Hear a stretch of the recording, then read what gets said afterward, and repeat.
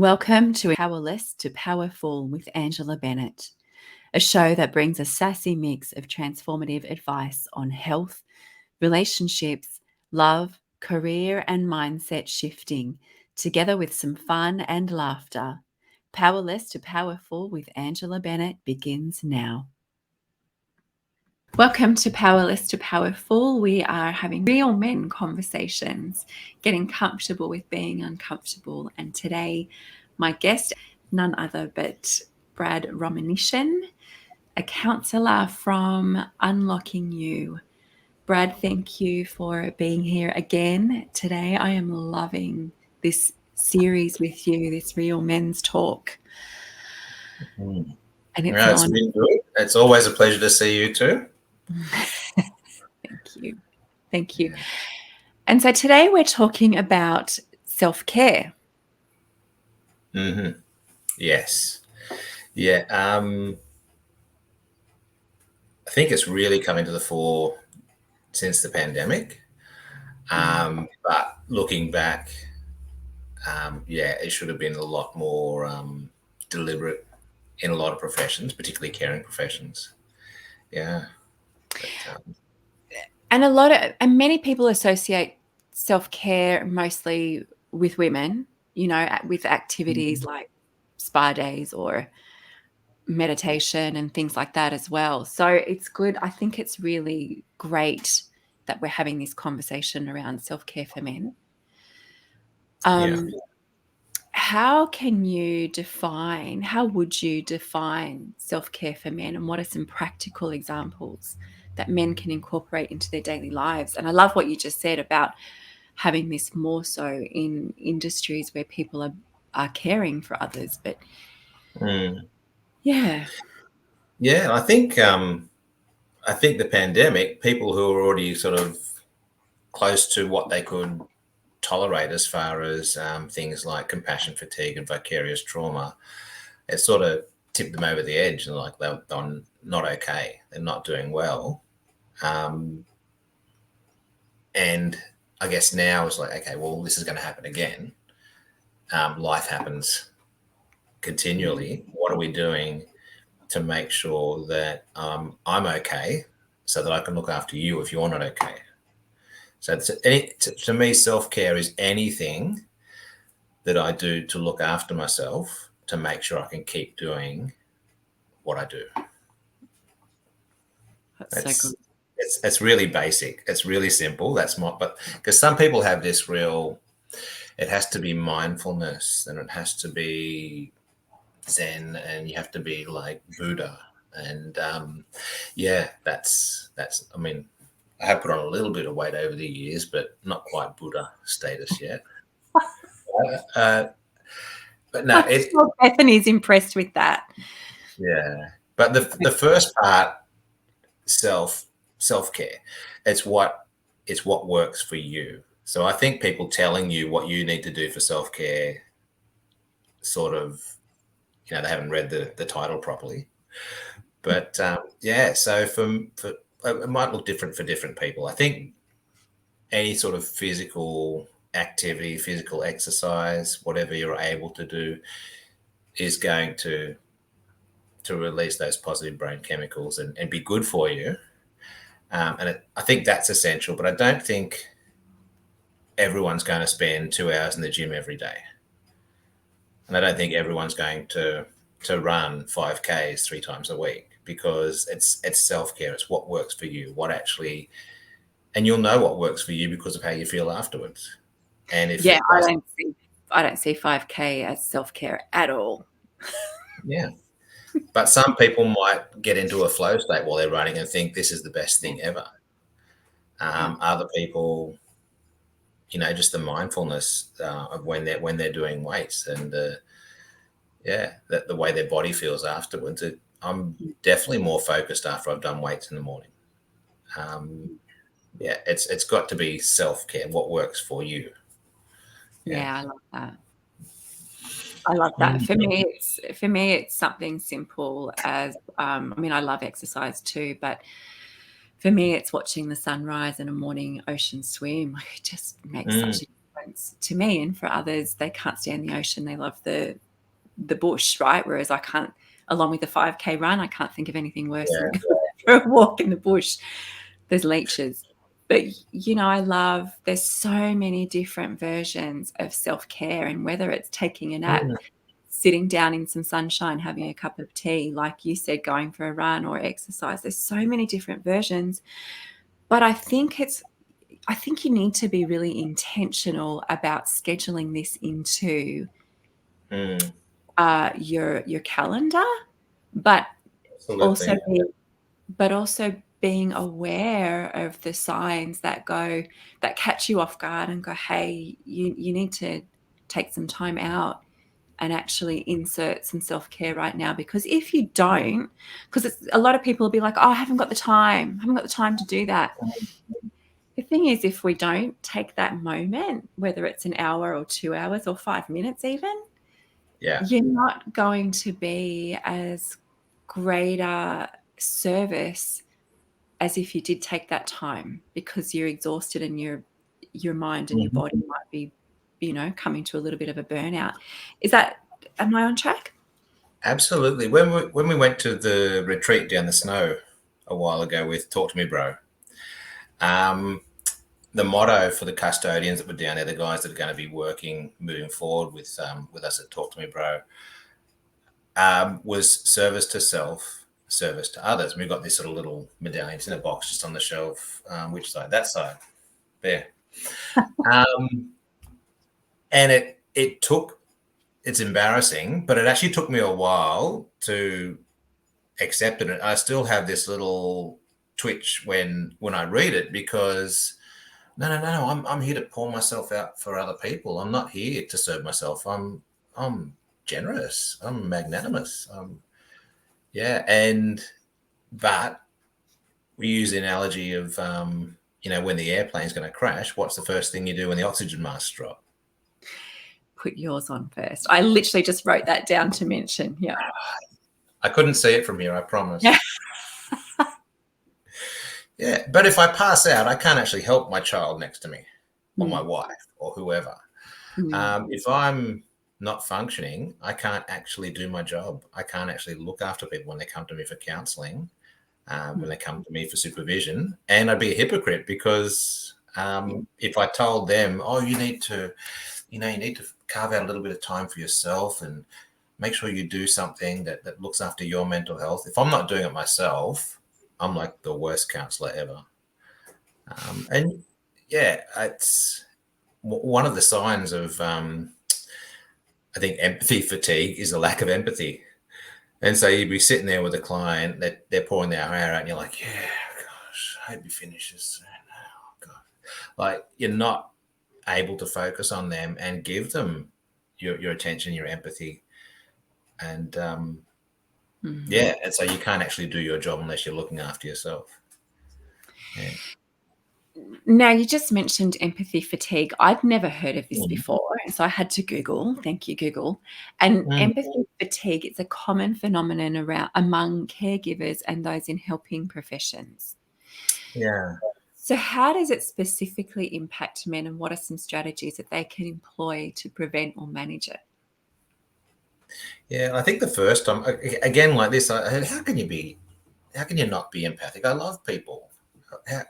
But the more you think about it, you think, hang on, there are some people and there are some things that people go through, not necessarily the person themselves, but it's draining. Like, if you sit with someone who's just lost a loved one and they're grieving, it's like, whew. So that, to me, it took me a while to sort of go, really, empathy fatigue? But it is real. And I think that's one of the signs. Like, hopefully you'll have things in place. Like, that would be the ideal. So if you're doing a job where you're caring for other people, like, okay, one of the things I heard about 25 years ago, before I even thought about being a counsellor, was from James Dobson, and he was a therapist, and he was saying, I make sure I consider my wife or my son my last appointment of the day. So I don't go home exhausted, empathy fatigue or whatever. I'm not going to talk to anyone. I need time to myself. He would say, bless you. He wouldn't say bless you. He might say bless you if someone sneezed, but he would say, okay, when I get home, my wife is my last appointment for the day, and I'm going to spend some time talking to her. She wants to talk to me about her day. I've got that. So had that changing that mindset and having that, okay, I'm not done when I close this door. I'm done when my wife's finished talking to me. But I would go one step further and say, okay, well, there's an appointment for his wife. There needs to be an appointment for Brad as well. Yeah. And that might be at the gym, or if it's you, it might be at the beach. Mm. If it's some crazy guy, it might be running along the road or up in the bush with the leeches. But yeah, whatever it is, I think that the whole self-care needs to be, okay, what is it that after I've done that thing, I feel better. I feel like I've got more to give. I feel refreshed. I feel focused. Yeah. And it might be at the start of the day, it might be at the end of the day, it could be both. But if you're not looking after yourself, you're not going to be able to look after anyone else. It's on repeat in my head. Yeah. And it's interesting, as you and I discussed this particular topic, we both went through a few things that actually made us really look at self-care and go, this is the topic that we're about to discuss. And both of us had to take a bit of time out just to manage and navigate through whatever else came up over the past week. So we know exactly what we're talking about here, and how this is actually paramount. It's a non-negotiable, really. And it brings to mind that the cup and saucer analogy, which I'm pretty sure I have mentioned before in this men's talk. But the saucer and the cup, that sits in like a teacup and saucer. If we're a teacup, we need to be giving from the overflow of what sits in the saucer, not what's inside the teacup, because that's us. And when that's overflowing and there's excess around the outside, then we can give from that space. But as the liquid or the tea dissipates from the inside, it just represents our lack of energy, our lack of ability to give to others, because you can't give from an empty tank. You can't run a car on a fuel tank that's sitting on empty. It's the same type of thing. Thanks God for that analogy that just popped into my head. That was perfect timing. Made me thirsty. There's something else that you mentioned before, and this is another thing that I haven't heard of before, and this is a great topic, because it's bringing up some things that I haven't experienced or discussed, terminology that I haven't heard. And you mentioned vicarious trauma. So once again, I had to Google this. So vicarious trauma, for those who are like me and didn't know, refers to the emotional and psychological stress that arises from witnessing the trauma experienced from others. So we have men who work in high stress or emotionally demanding professions. How can they recognize and address vicarious trauma in their lives? Well, I think one thing for me that was I found really useful when I sort of found and read the research on trauma, vicarious trauma, is that it's cumulative. So you might be in a role, I guess, as a counsellor. Let's take a fireman, someone a bit more exciting than me. But excuse me. Yeah, so you've got this guy and he visits, scenes of accidents, and usually if there's an injury or a loss of life, then we better go to the chaplain or the counsellor or someone and talk about this big thing that's happened.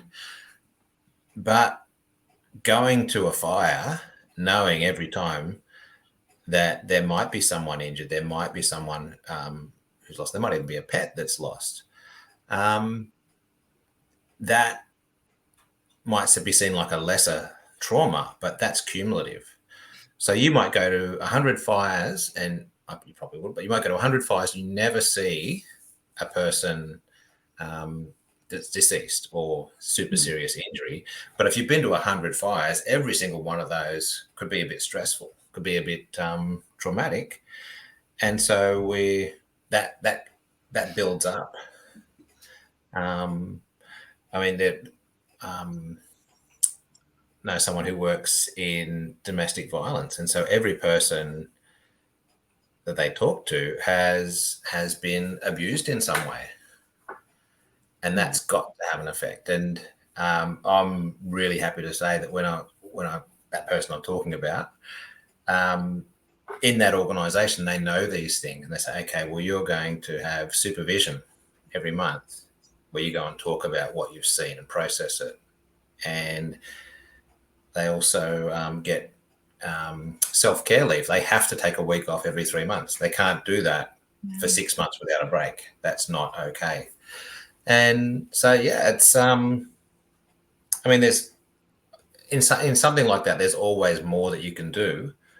But I think it's really good that organisations are seeing that. But if you're a nurse, if you're a doctor, even with teachers, you know, you've got students coming in and sharing what's upsetting for them. You're dealing with that, or what's happening at home comes into the classroom, and you're dealing with that.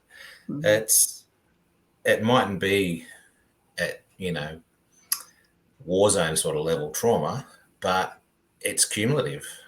And so, okay, why aren't teachers getting supervision every month from someone who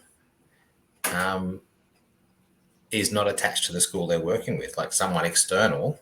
So you're not seeing that person all the time, and you can say whatever you want to say. You know, I think teachers have an EAP. That means once a term you could go and see a counsellor every year. Is that really enough?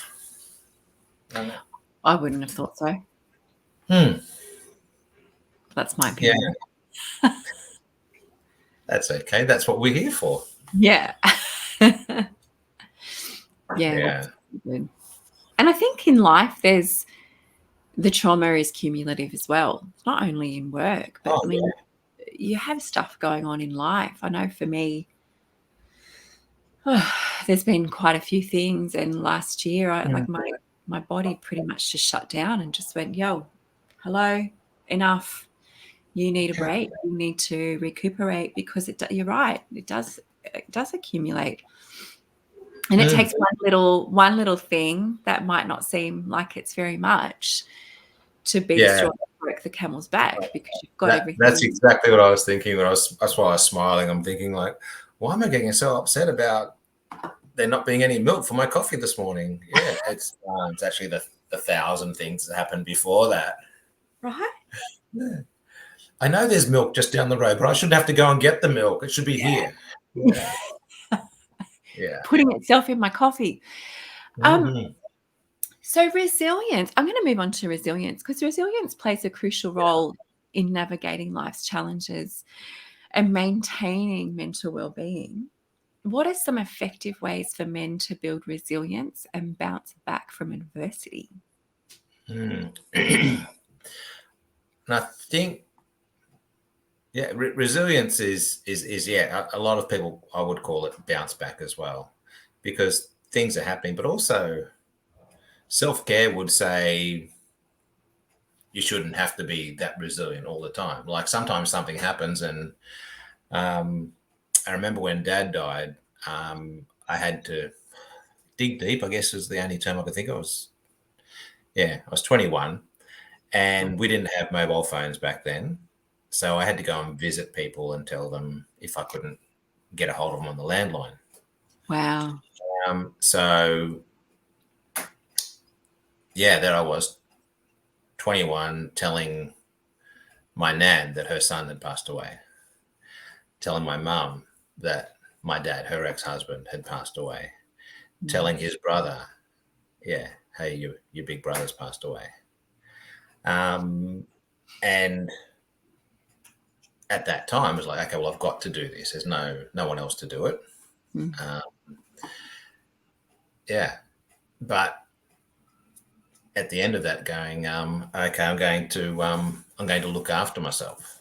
I'm going to do something at the end of the day where I'm just, and I didn't even realize that long ago that what I was doing was practicing self-care. I was actually just playing a game, a board game, dominoes or something like that. Just something normal after all this stressful stuff. And it was quiet.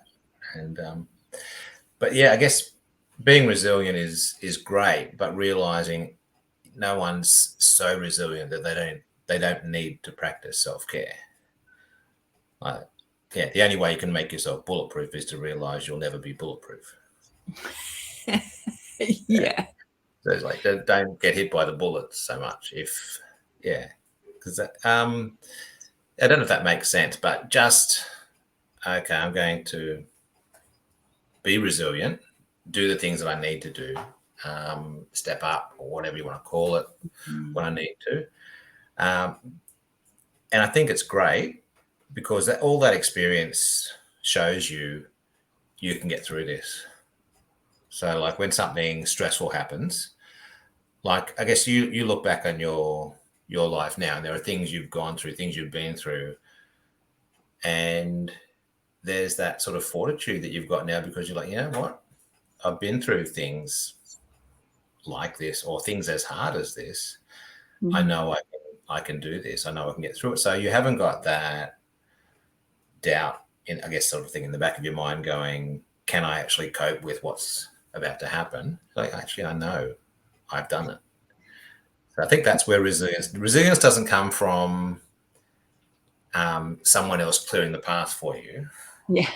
Yeah. Resilience comes from knowing you've got what it takes to clear the path for yourself. Yeah. Yeah. And I think also being aware of what that journey was like reflecting back on what that journey was like and where you actually needed to take a breather and insert self-care to be able to continue on through those moments that were building the resilience, strengthening your resilience. But it's okay to take a moment out and go, whoa, shivers, that was really hard. I know that journey well, and it's coming up again, coming around again, or, obviously differently, but the same, but different. Yeah. But recognizing that it does take moments of self-care to be able to continue on bouncing back with that resilience. It's like trying to be strong all the time. You've got to take a break because sometimes it's okay to fall apart. Les Brown has a saying, something along the lines of, doesn't matter how many times you fall down, when you fall down, land on your back, because if you can look up, you can get up. And I lived by that since 2014 when I first heard it, because there was so much going on in my life. And it's like, okay, I feel like I've fallen off that, fallen over again or failed again or stuffed that one up again. But I know that there's a way up. I know there's a way out. And I think really recognizing and allowing the moments to take self-care moments, like we said before, whether it's 5 minutes, an hour, 2 hours, even if it's a day or a week, like whatever it takes for you in that moment, right?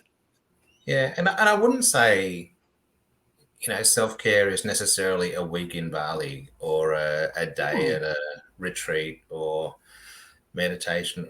Like, there are times, I might get shot down by someone, and that's perfectly okay. But there are times where I've stayed in my office a little bit longer, not gone home early, but stayed a little bit longer, cleared some emails, got my to-do list ready for the next day. And mentally, I was so much calmer when I did stop work. It's like, okay, I'm not doing this because my boss is a tyrant, because I work for myself anyway. But yeah, it's like if I do this now, then the next 8-10 hours are going to be more peaceful because I'm not worrying, did I write that down? Will I remember that? What am I doing tomorrow morning? Is there anyone I need to respond to. It's all already done by staying back 20 to 30 minutes. And it's like, oh, now I can actually relax properly. Yeah. Yeah, I like that. Yeah, so it's not always taking time out or taking time off. It's sometimes it's and it's not always doing something easy. Like if you think about, I guess, when people are in a flow state and they're doing something they really enjoy, that could be, it's not me, but it could be someone rock climbing, where they're doing something that's physically challenging and exhausting, and like, but if you want to go to a rock climbing gym after work and that's what fills your cup, to use your analogy, then that's what you should probably do. Yeah. So good. I remember when the kids were little, I didn't run in the morning because I was helping, get the kids up and ready and stuff before I went to work. And I would run at night back then because I could run. And Beth was like, I thought you were tired. Why are you running? Why are you going for a run at 7 o'clock at night? And it's like, because it recharges me. I feel better after a run than if I sat on the lounge and watch Stargate and eat Doritos or something like that. I don't know. I felt better after that than I did if I just sat on the lounge. So and sometimes it's opposite to what you do at work. Because if you've got a job where you're sitting down a lot, then probably something physical is going to be more your thing. If I had a job where I was physically exhausted, it might be relaxation or a swim or something like that I'd feel recharged from, because I've already got the physical big muscle energy out. So sitting and being still might be something that's going to balance me. Yeah, that's so good. So flowing on with that, men often face societal pressure to appear strong and unaffected by emotions. How does the societal expectation impact men's self-care practices, and what can be done to challenge these stereotypes?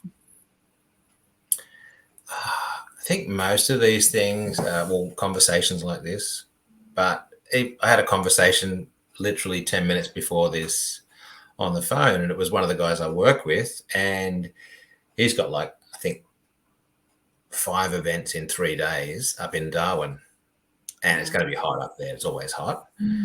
He's going up there tomorrow, I think.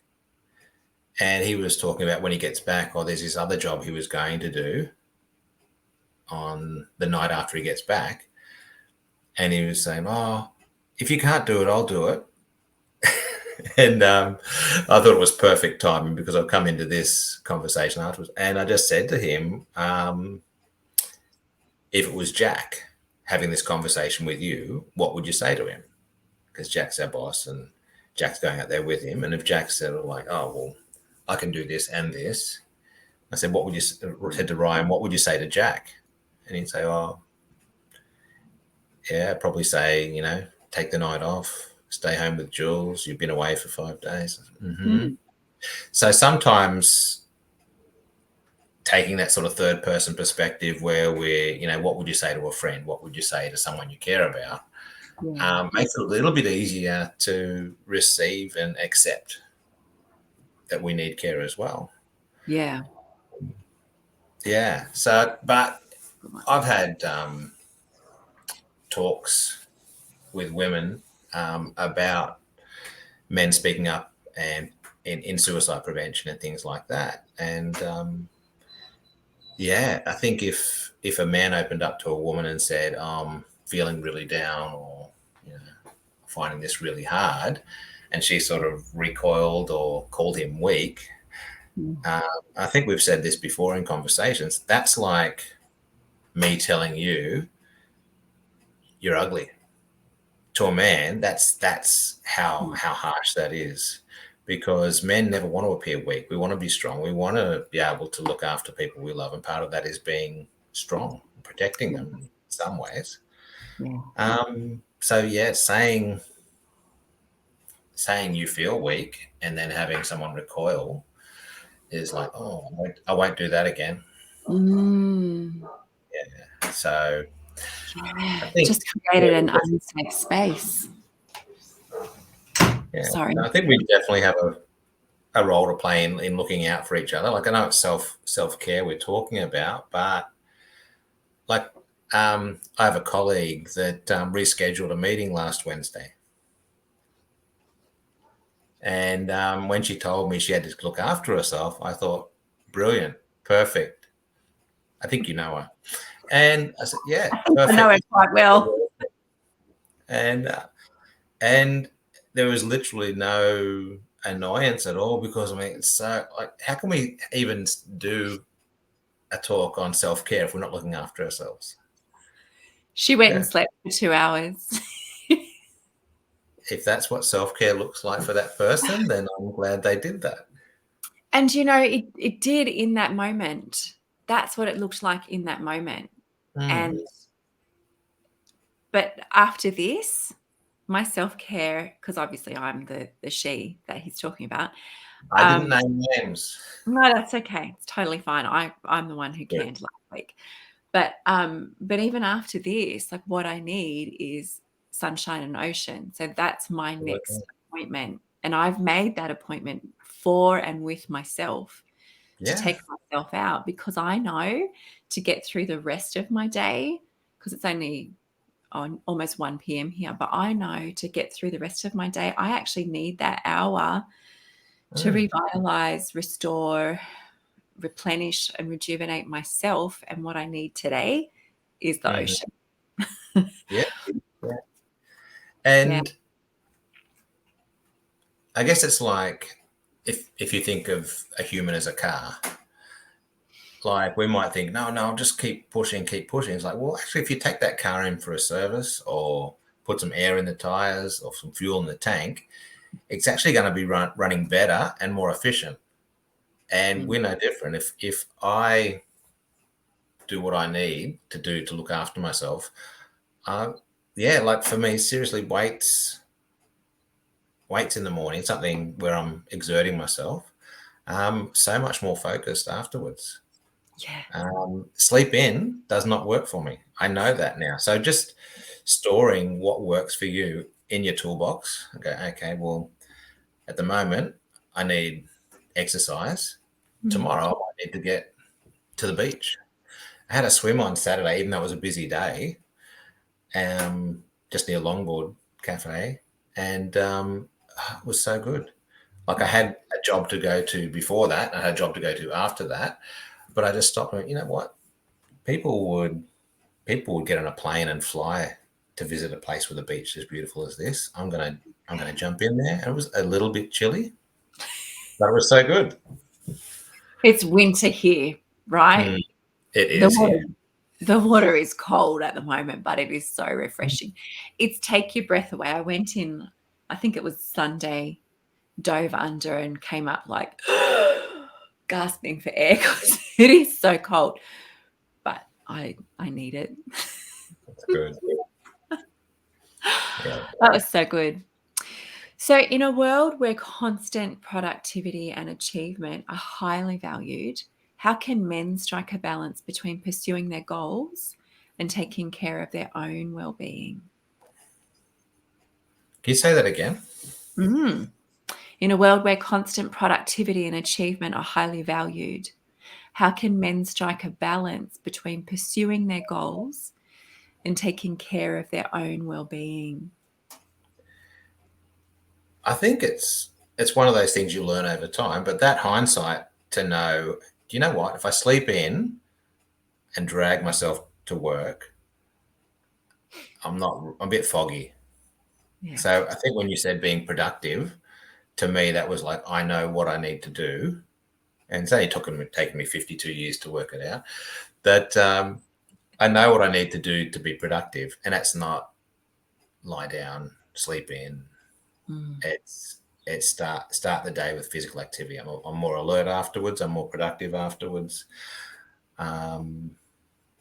Yeah, I actually feel like sitting down and working rather than, I've got this energy. What do I do with it? I'm on my backside in front of a computer. knowing what you need to do to be productive. And sometimes that's not necessarily something you do by yourself. Sometimes that is connecting with people that you love. We're not made to, I mean, it's fantastic that people can work from home, that we can chat over video. But it's not the same as seeing someone and giving them a hug or talking with them face to face, being in the room with them. So, yeah, I think I was thinking it's funny how we sort of take some stuff like the beach or walking or exercise for granted. And then the pandemic hits, and then the dog all of a sudden is getting walked twice a day because we can walk. And so it's my turn. I want to walk the dog. And like the rest of the time, the dog's getting neglected. And then this poor dog, their feet worn out from all the walking. But it's like, yeah, we did. We sort of go, hang on, I need that. I'm going to, whatever the rules state about exercise, I'm going to get out twice a day. And it's funny that it takes something like that to remind us that we need that.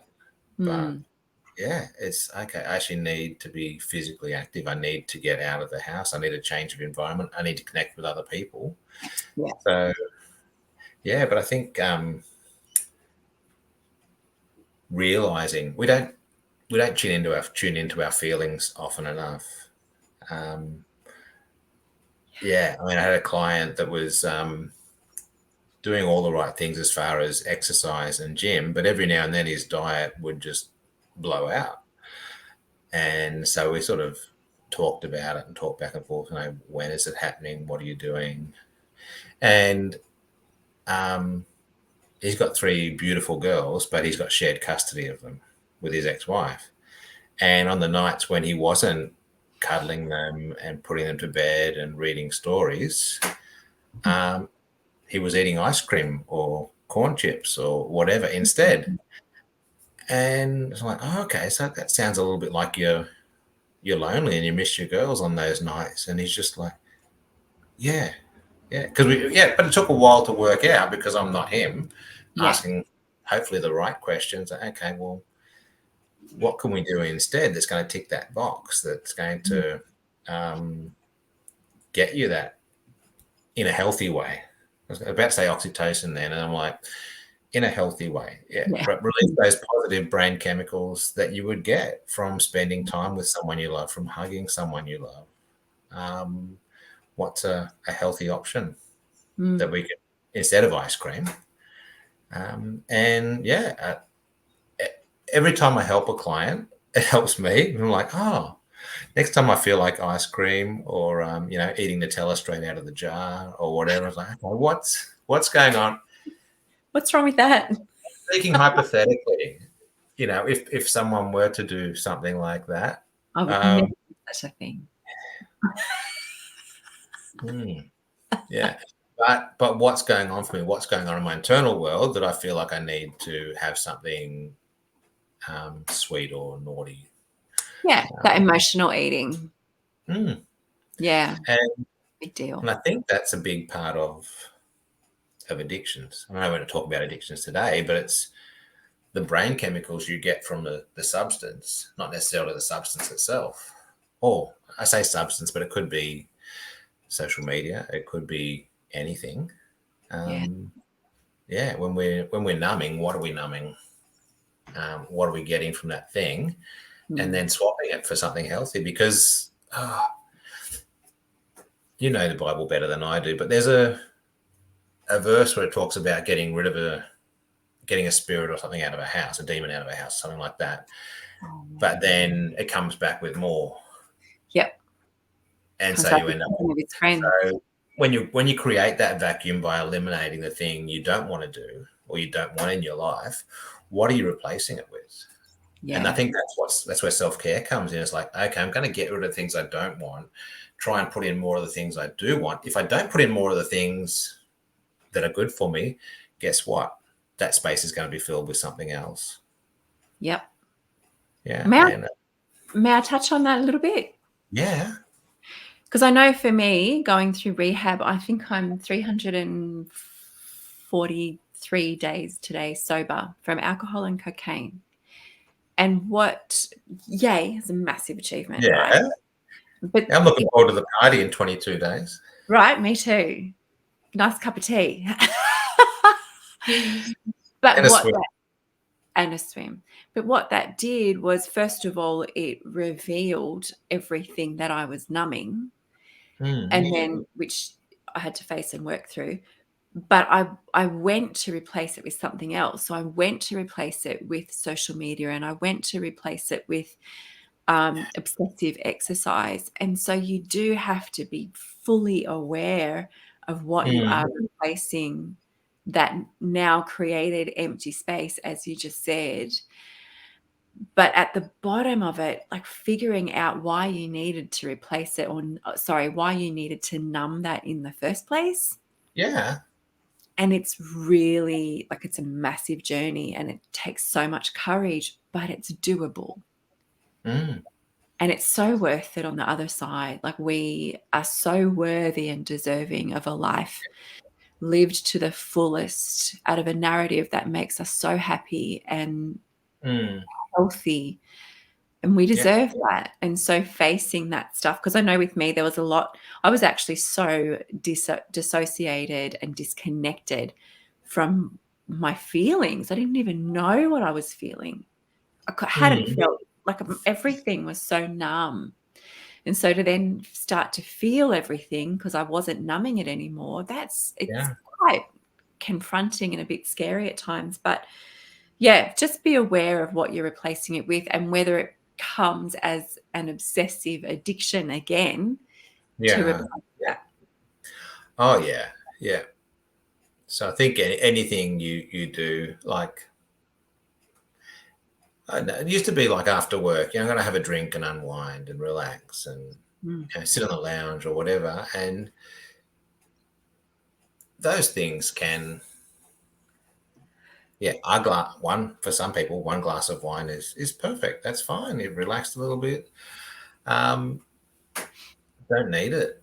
Yeah, it's and there's zero judgment for me for someone who has an addiction, because if you were in pain and you said, I'm gonna, now this bone that's broken here, I'm gonna go and see a doctor because there's pain there. I'm not gonna go, don't be such a wuss. Be stronger. Like, pain is pain.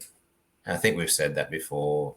I don't know if we said it on air or in private conversations, but your brain actually registers that pain, emotional pain and physical pain, exactly the same parts of the brain. They've done whatever the scans are that really smart people with machines do. Can you say that one more time? Can you say that one more time? Pain is pain. So if you had a broken leg, it would show up on a brain scan in the same, the different colors, the reds, the greens, or whatever. The same parts of the brain would be lit up as if you had a broken heart. Wow. So pain is pain. Emotional pain is no different to physical pain. And I've sat in this room with clients who have talked about their life, and like, I can understand why you would drink. How else would you have gotten through that? You didn't have any other tools at your disposal, but that's what we're talking about, saying, okay, let's get rid of that, work out what we're getting from that thing. Sometimes it's numbing, but sometimes it is just, like avoiding that pain. It's like, okay, well, now I'm actually going to do something different, something better, something that doesn't have bad side effects or leave me with a hangover or ruin relationships or break up my family. I'm going to do something positive in that space, but we don't always know what it is. Yeah, it's true. Just to wrap this up, what advice, that was so good, thank you. What advice or message do you have for men who may be hesitant or skeptical about engaging in self-care practices, and how can they overcome any barriers or misconceptions they may have? Yeah, I mean, there's lots of, toughen up, sprinkle some concrete on your breakfast cereal, get over it. That doesn't help. But I'm in the best position I've ever been in my life, really, as far as that goes, because I have guys around me. And like, when I say guys, I don't mean one gender in particular. I have people around me that encourage me. Yeah, look after yourself. What are you doing to look after yourself? We're very good at keeping people accountable when we want something from them. We'll talk about productivity before. But I think you should have that balance with what do I want for them. We've got one of the guys that talks in Talk to Me Bro that has a boundary that I won't do more than 2 talks a week, because when he talks about 8 people he knows personally very close to him that he's lost to suicide. And it always hurts and it's always emotional. And so he's got this boundary there going, you know what, I'm not going to do that more than twice a week. Yeah. And the group is like 100%. We agree with that. If you're around the wrong people that sort of start saying, you know, what's wrong with you? Toughen up. Surely you can do more than that, and start pushing against your boundaries. Their attitudes need to change, or maybe you need to change who you hang around with. Right. I don't like saying it that bluntly, but if I wasn't around the people I'm around, I wouldn't be as healthy as I am, you know, mentally, physically. Yeah. Yeah. And my other relationships flourish because of it. So, yeah, to me, everything flows out of that. It's hard to get that balance sometimes. Sometimes you need to do things outside of work because work is just hard. But if the people you're talking to outside of work are not encouraging around self-care, yeah, I would, yeah, it's a tricky conversation, but it's worth having. Yeah. It's so worth having, which hence why we're here. And I truly believe that you are the top 5 people that you hang around. There's people who will say, show me who your friends are and I'll show you your future. And I think it's really important to be intentional around who we spend time with and who we allow to speak into our lives as well. Yeah. Someone said something to me recently, and I just looked at them and said, I don't accept that. I refuse to allow that into my life. Don't ever say that to me again. And he was a bit like, oh, I'm so sorry. I said, it's cool, but just don't ever say it again, because we need to be, words are impacting, whether we like it or not. They are. And I thanks for sharing your story about the gentleman who put boundaries around sharing his story twice a week maximum, because the body remembers. Oh, yeah. And so every time we talk about certain things, the trauma or the pain or the joy, like our brain and our body don't know the difference between it's happening now or it happened 20 years ago. Yeah.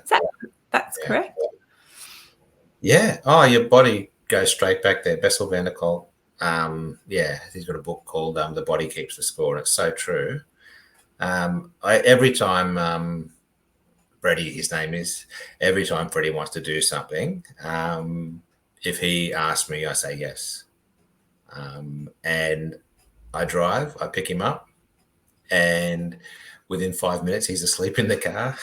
Oh, But the beautiful thing about that is he told me he has trouble sleeping, but when he feels safe, he can sleep. And when he told me that, my heart just melted. And I thought, I don't care if he sleeps the whole time, every time we go somewhere.